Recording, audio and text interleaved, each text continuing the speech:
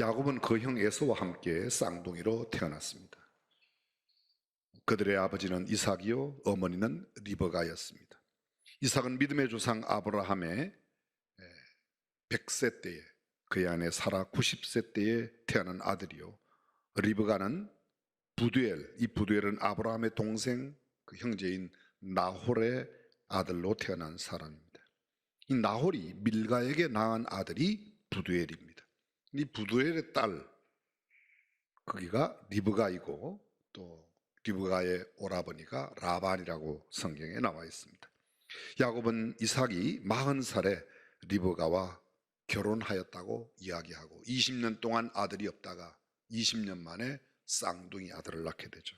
그 쌍둥이 아들이 바로 에서와 야곱, 오늘의 주인공들은 야곱을 함께 낳게 됩니다. 창세기 25장 19절 이하에 보면 아브라함의 아들 이삭의 후예는 이러하니라. 아브라함이 이삭을 낳았고 이삭은 40세에 리브가를 취하여 아내를 삼았으니 리브가는 밧단 아람 족속 중 버두엘의 딸이요 아람 족속 중 라반의 누이였더라. 이삭이 그 아내가 잉태하지 못함으로 그를 위하여 여호와께 간구하며 여호와께서 그 간구를 들으셨으므로 그 아내 리브가가 잉태하였더니 아이들이 그의 태 속에서 싸운지라. 그가 가로되 이 같으면 내가 어찌할꼬 하고 가서 여호와께 묻자온대 여호와께서 그에게 이르시되 두 국민이 내 태중에 있구나. 두 민족이 내 복중에서부터 나누이리라. 이 족속이 저 족속보다 강하겠고 큰 자가 어린 자를 섬기리라 하셨더라. 그 해산 기한이 차서 태에 해산할 기한이 차서 드디어 쌍둥이가 태어나게 되었습니다. 먼저 나온 자는 붉고 전신이 갓옷 같아서, 이 갓옷이라고 하는 말은 털이 나 있는 가죽 모양을 말하는데 에서의 모양이 그렇다고 해서 이름을 에서라고 하였고, 후에 나온 아우는 손으로 에서의 발꿈치를 잡았으므로 그 이름이 그대로 발꿈치를 잡았다는 뜻의 야곱이라고 이름했습니다. 리브가가 그들을 낳을 때에 이삭이 60세였습니다.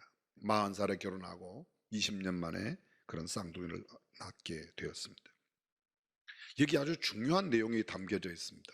이미도 우리가 잘 알고 있는 말씀이지만 이삭의 아들로 태어난 이 야곱과 에서, 그들이 리브가의 뱃속에 있었을 때에 신탁, 여러분 아마 들어보셨을 겁니다. 오라클이라고 하는 이 신탁, 하나님의 말씀, 하나님의 계시, 그런 것이죠. 이 족속이 저 족속보다 강하겠고 큰 자가 어린 자를 섬기리라. 소위 이 말씀의 뜻은 당시의 관습과 풍습을 초월하여 하나님께서 역사하신다는 겁니다. 사회의 보편적인 질서를 넘어서는 하나님의 섭리와 경륜이 있다는 겁니다. 우리가 생각하는 상상, 보편적인 것 이상으로 하나님께서 역사하심을 보여줍니다.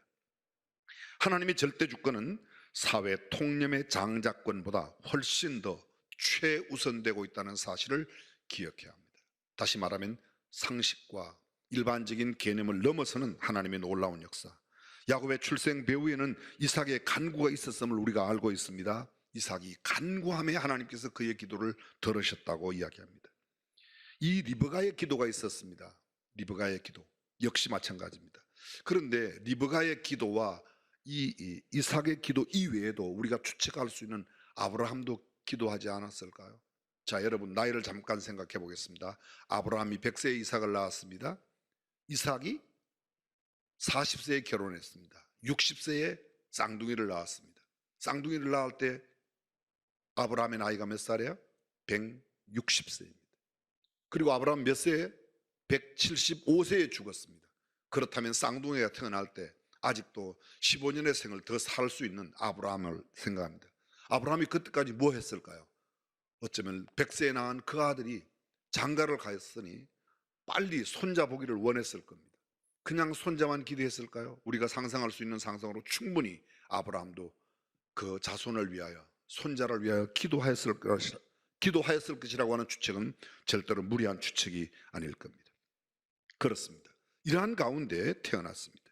그런데 여러분, 이렇게 쌍둥이로 탄 그들의 장성한 모습이 성경에 아주 잘 나타나 있습니다. 창세기 25장에 보게 되면 에서와 야곱의 모습을 아주 대조시켜 이야기합니다. 에서는 사냥꾼이었기 때문에 들 사람이 되었고 이삭이 그를 사랑하였고, 야곱은 종용한 사람인 고로 장막에 거하였는데 아무런 조건 없이 리브가가, 다시 말하면 엄마는 쌍둥이의 작은 아들을, 아빠는 쌍둥이의 큰 아들을 사랑했다고 기록합니다. 어느 날 야곱이 죽을 쑤었었는데 들에 나가 사냥을 하던 이 에서가 아주 곤비한 가운데 돌아왔습니다. 형 에서가 야곱에게 말합니다. 내가 심히 곤비한데 그 붉은 것을 나로 먹게 해라. 이 붉은 것을 먹게 한다. 이미 에서의 의미가 붙고 에서의 후손, 그 이후에 에돔 땅도 모두 에서라는 이름에서 연유하게 되는데, 그것도 역시 마찬가지 붉다는 뜻이죠. 붉은, 이런 뜻입니다. 에서의 별명은 에돔이 되었습니다. 붉다는 뜻입니다. 야곱은 형 에서에게 말합니다. 장자의 명분을 내게 팔라고 이야기합니다. 그때 에서가 이렇게 말하죠. 내가 죽게 되었으니 이 장자의 명분이 내게 무엇이 유익한가? 야곱은 말합니다. 오늘 내게 맹세하라. 에서가 맹세하고 장자의 명분을 야곱에게 팔았습니다. 야곱이 떡과 팥죽을 에서에게 주매 에서가 먹으며 마시고 일어나서 나갔으니 에서가 장자의 명분을 경홀히 여기며더라. 여러분, 여기 참 의미 있는 한 구절이 붙어져 있습니다. 장자의 명분을 경홀히 여겼더라. 에서의 문제가 아주 적실하게 나타납니다. 장자권을 경홀히 여겼습니다. 가볍게 여겼습니다. 우습게 여겼습니다. 장자권의 권한이 얼마나 위대한지 그 속에 담겨져 있는 의미를 몰랐다는 겁니다. 물론 책임도 있습니다. 장자로서의 책임. 그러나 에서는 그런 책임이나 그런 장자권에 담겨져 있는 그 축복을 한 번도 깊이 생각해 보지 않았습니다. 아버지의 대를 이어 하나님께서 축복하신 그 수많은 축복들을 상속한다는 상속권, 가문을 일으켜야 하는 여러 가지 책임감, 그동안 그 가문에 있었던 모든 가풍, 이런 것들을 다 무시했습니다. 그리고 결국 그 에서는 40살에 헷사람의 아내를 얻게 됩니다. 헷사람, 가나안 7족속 가운데 헷 족속이 있죠. 가나안 족속, 헷 족속, 여부스 족속, 기르가 족속 7족속 가운데 가나안 여인을 취합니다. 성경은 이렇게 말합니다. 에서가 40세에 헷 족속 부에리의 딸 유딧과 헷 족속 엘론의 딸 바스맛을 아내로 취하였더니 그들이 이삭과 리브가의 마음에 근심이 되었더라고 이야기하고 있습니다. 에서는 전혀 영적인 일이나 부모님들의 관심에 대하여 전혀 신경을 쓰지 않습니다. 그는 아버지의 일, 하나님의 계획과 섭리, 하나님의 뜻에 대해서는 조금도 관심이 없는 사람처럼 보입니다. 그는 굉장히 망령된 자였다고 신약은 말합니다. 그러나 야곱은 달랐습니다. 성경은 야곱을 교활하다고 표현하지만 야곱의 관심은 언제나 어떻게 하면 장자권을 가져올까? 형이 굶주린 그때도 그의 관심은 형에게 무엇을 나눠주고 베풀어주는 것보다 훨씬 더 장자권에 대한 생각이 있습니다. 장자권 주면 내가 이 붉은 죽, 팥죽이라고 성경은 후에 말하죠. 그리고 떡과 함께 주었습니다. 아버지를 속이고 아버지의 축복을 가로채는 야곱 나타납니다. 그 이후에 또 나타납니다. 우리가 이미 잘 알고 있습니다. 나이 많아 눈이 어두워 잘 보지 못하는 이삭이 에서에게 이야기합니다. 내가 사냥한 별미를 먹게 하여 내가 힘을 얻어 너에게 마지막 축복을 하게 하라. 그 이야기를 리브가가 듣고 야곱을 부르죠. 에서가 사냥을 나간 뒤에 리브가가 야곱을 불러서 너의 아버지가 너 형에게 이렇게 이야기했는데 너는 내가 네게 명하는 대로 그대로 해라. 성경은 이렇게 말합니다. 내 아들아, 내 말을 좇아 내가 네게 명하는 대로 염소떼에 가서 좋은 새끼를 가져오면 내가 그것으로 내 부친을 위하여 그 즐기시는 별미를 만들리니 네가 그것을 가져 내 부친께 드려서 그로 죽으시기 전에 네게 축복하기 위하여 잡수시게 하라. 아버지가 좋아하는 음식을 드려서 기쁘시게 하는 게 아니고 아버지가 좋아하는 음식을 주어서 너로 하여금 축복하게 하라. 동기가 아주 잘못됐죠. 긴 설명을 드릴 수 없지만 우리가 이미 헤아리고 있습니다. 야곱이 모친 리브가에게 이렇게 말합니다. 형 에서는 틀 사람이요 나는 매끈매끈한 사람인 즉 아버지께 속이는 자로 보이면 어떡하겠습니까? 복은 고사하고 저주를 받을 겁니다. 엄마 리브가가 하는 이야기가 참 보통이 아닙니다. 그가 이르되 내 아들아 너의 저주는 내게로 돌리라. 내 말만 좇고 가서 가져오라. 에서는 에서의 좋은 옷을 준비하고 염소 새끼를 가져와 그것으로 요리를 만들게 하고 염소 새끼의 가죽으로 손과 목에 매끈매끈한 곳을 다 꾸밉니다. 별미와 떡을 손에 들려 아버지에게 가지고 들어가 아버지에게 나갑니다. 아버지여. 이삭이 뭐라고 말합니까? 어떻게 너 참 목소리가 이상하다. 너 야곱의 목소리인데. 아닙니다. 나는 아버지의 맏아들 에서입니다. 아버지께서 내게 명하신 대로 내가 하였사오니 청컨대 일어나 앉으소서. 내 사냥한 고기를 잡수시고 아버지의 마음껏 내게 축복하소서. 아버지가 또 묻습니다. 어찌 이렇게 속히 잡았느냐? 그 다음 이야기를 자세히 들어보십시오. 아버지의 하나님 여호와께서 나로 순적히 만나게 하셨나이다. 하나님을 빌어 거짓말을 하고 있습니다. 여기에 형을 속이는 것으로부터 시작해서 아버지를 속이고 한 걸음 더 나아가 하나님을 빙자하며 아버지의 하나님 여호와께서 나로 순적하게 네가 참 내 아들이냐? 그러하니이다. 가져오라. 사냥한 고기와 포도주를 먹고 아들을 불러 입 맞추고 아버지가 이야기합니다. 에서의 옷을 입은 이 야곱을 안고 너의 향치는 참 좋은 향치라고 그에게 축복을 합니다. 그 축복을 다 받고 야곱이 떠나가자마자 에서가 막 사냥한 고기로 별미를 만들어 아버지에게 왔습니다. 그때 아버지가 너는 누구냐? 내가 이미 다 복을 주었는데 그때 이삭이 이 에서를 만나며 그가 가졌던 태도의 모습, 그의 신체의 모습을 성경은 이렇게 기록합니다. 이삭이 심히 크게 떨며 사냥한 고기를 내게 가져온 자가 누구냐? 그가 복을 받을 것이라. 에서가 아버지의 말을 듣고 방성대국하며 아버지에게 이릅니다. 내게 축복하소서, 내게도 그리하소서. 이삭이 가로되 네 아우가 간교하게 와서 네 복을 빼앗았도다. 그의 이름이 야곱이라 함이 합당치 아니하니까 그가 나를 속이며 이것이 두 번째니이다. 전에도 나의 장자의 명분을 빼앗고 이제는 내 복을 빼앗았나이다. 이때쯤 되어서 에서가 아는 겁니다. 그때 장자의 명분 빼앗긴 것, 지금 이 축복을 빼앗긴 것, 그것이 다 속았다고 얘기하는 겁니다. 그 똑같은 장 41절에서 에서가 야곱을 미워하여 심중에 이르기를 아버지를 곡할 때가 가까웠은즉 내가 내 아우 야곱을 죽이리라. 맏아들 에서의 이 말이 리브가에게 들리며, 여러분 여기 잠깐 보십시오. 이렇게 말합니다. 에서가 심중에 이르기를, 아버지가 죽을 때가 됐다, 아버지를 위하여 곡할 때가 됐다, 아버지가 죽을 때가 됐으니까 내가 내 동생을 죽일 거야, 야곱을 죽일 거야. 무엇에요? 심중에 이르기를.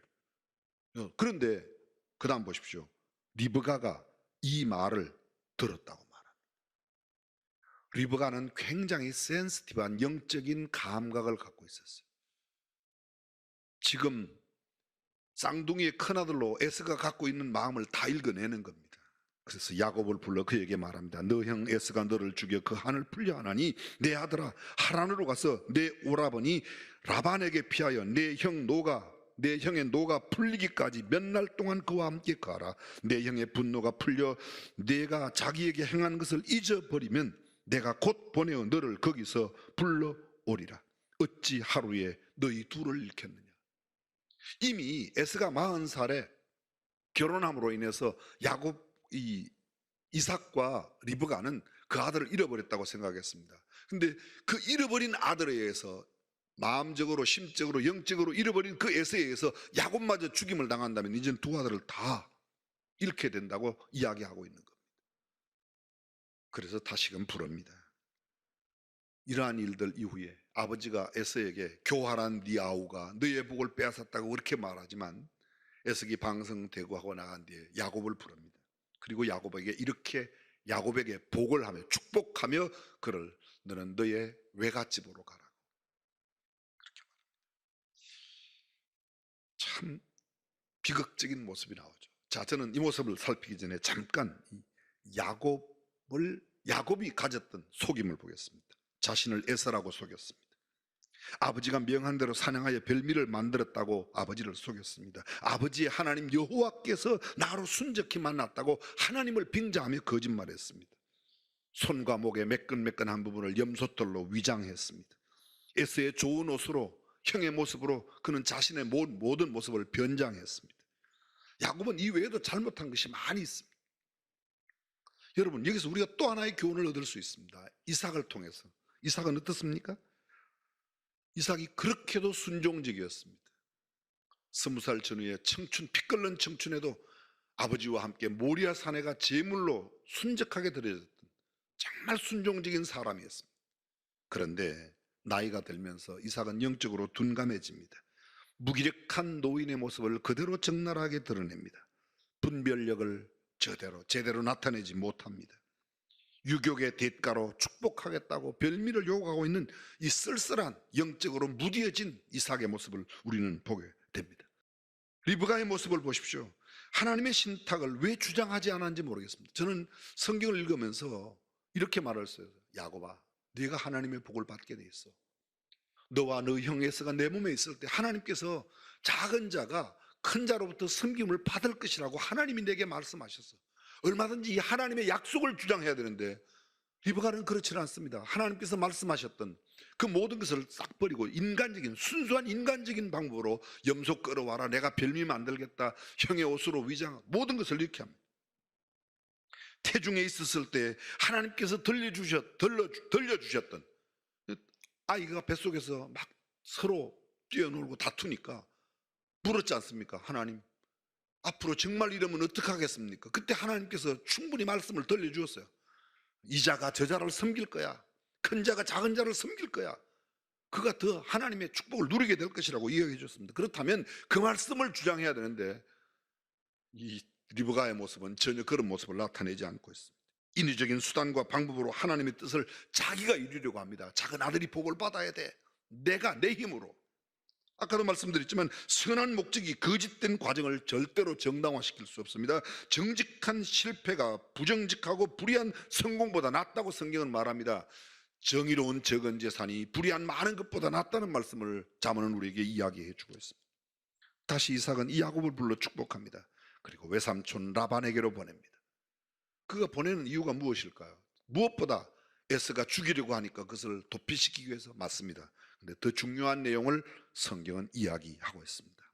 야곱에게 이삭이 하고 있는 겁니다. 내 아들아, 너는 절대로 이 가나안 사람 가운데 아내를 취하지 마라. 햇사람 가운데 취하지 마라. 너의 쌍둥이 형이 햇사람을 취하여 우리에게 그가 얼마나 근심이 되는지 몰라. 그러니까 너는 우리 열조의 사람, 다시 말하면 너의 할아버지 되는 아브라함, 그 아브라함의 친족이 살고 있는 나홀이 밀가로 말미암아 낳았던 버두엘의 집에 가서 라반이 다시 말하면 너의 외삼촌, 너의 엄마가 리브가고 리브가의 오라버니가 라반인데 그 라반의 딸들 가운데서 내 아내를 취하라고 말합니다. 훗날 이미 우리가 알고 있지만 그는 라헬과 레아를 아내로 맞습니다. 그가 라반의 딸들 아니겠습니까? 한마디로 말하면 이런 것이죠. 신앙의 정통성을 유지해라. 신앙의 순수성이 네가 눈에 보이는 아름다운 이 햇사람보다 가나안 사람보다 더 중요하다는 겁니다. 눈에 보이는 유격의 욕구가 너의 영적인 욕구를 만족시키지 못한다는 거예요. 그래서 이삭은 그에게 말합니다. 내 아들아, 너는 이 밧단 아람으로 가서 너의 외갓집에서 아내를 취하라고 말하고 있습니다. 그리고는 그를 축복합니다. 생육하고 번성하라. 여러 족속을 이루게 하시겠다고 하나님이 말씀하셨다. 아브라함에게 허락하신 그 복을 내게 주어 너와 너의 자손에게, 그리고 하나님께서 주신 이 땅에서 너의 유업이 왕성하게 될 것이라고 그렇게 약속하십니다. 그리고 그는 아버지의 곁을 떠나 드디어 외갓집으로, 훗날 처갓집이 될 그 외갓집으로 갑니다. 14년을 두 아내와 또 두 여종을 위해서 그 4명의 부인이 되었죠. 사실 둘은 부인이었고 둘은 여종이었지만 첩으로 부인을 삼아서 13남매의 자녀를 훗날까지 다 합하면 마지막 태어나는 이 베냐민은 이때 태어나지 않습니다. 베냐민은 이곳을 나온 뒤에 태어나게 되죠. 또 레아가 마지막 나는 디나 마찬가지입니다. 근데 이렇게 14년을 보내고 난 뒤 나도 이제 가족이 많아졌으니까 그냥 일할 수 없지 않습니까? 라반이 불러서 얘기합니다. 그때 라반에게 품삯을 이야기하는데 잘 알고 있는 대로 양떼를 나누도록 하죠. 전박이나 얼룩얼룩한 것은 다 내가 가져라. 그러니까 실한 놈들은 전부 다 교미할 때마다 신풍나무 단풍나무가 있는 냇가에 가서 교미를 시키고 했습니다. 무려 이것을 몇 번에 바꾸죠? 네, 그 외삼촌 라반이, 외삼촌이자 장인 라반이요 10번이나 바꿉니다. 알록알록한 건 내가 가질게, 순수한 거 내가 가질게. 이렇게 10번이나 바꾸지만 바꿀 때마다 하나님께서 야곱의 것만 자꾸 늘려주시는 겁니다. 그렇게 해서 무려 6년간을 더 있습니다. 20년이 다 찼습니다. 20년이 찼습니다. 그리고 20년 이후에 이제는 집으로 돌아가야 되겠다고 생각한 이 야곱이 그의 4명의 아내와 자녀들을 데리고 떠납니다.